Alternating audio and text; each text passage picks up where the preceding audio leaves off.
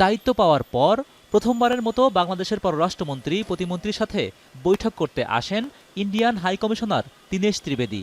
ঘণ্টা দুয়েক বৈঠকের পর মুখোমুখি গণমাধ্যমের সামনে হাই কমিশনার বলেন, ব্রিক্স সম্মেলন উপলক্ষে বাংলাদেশের প্রধানমন্ত্রী তারেক রহমান ইন্ডিয়া সফর নিয়ে অধীর আগ্রহে অপেক্ষা করছে তার দেশ।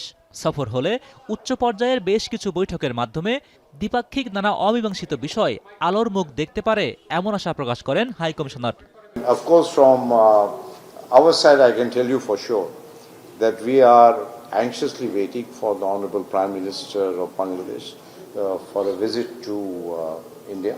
And I'm sure in the near future it will happen. We are very hopeful. There is no problem which cannot be sorted out. With the mutual understanding, ultimately at the end of the day it is people. তবে প্রধানমন্ত্রী তারেক রহমান ভারত সরকারের সফরের আমন্ত্রণে এখনই সাড়া দেবেন কিনা তা এখনও যাচাই করছে বাংলাদেশ।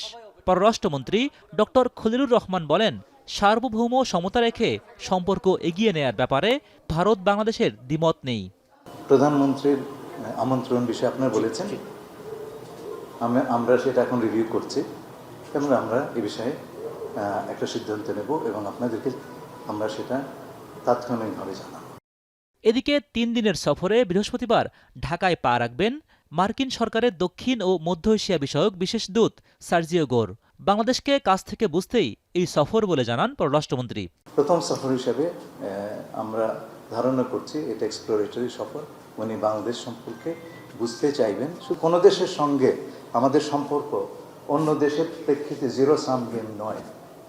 একজনের সম্পর্ক ক্ষতি করে আরেকজনের সম্পর্ক বৃদ্ধি করতে আমরা কখনোই সেটা করব না।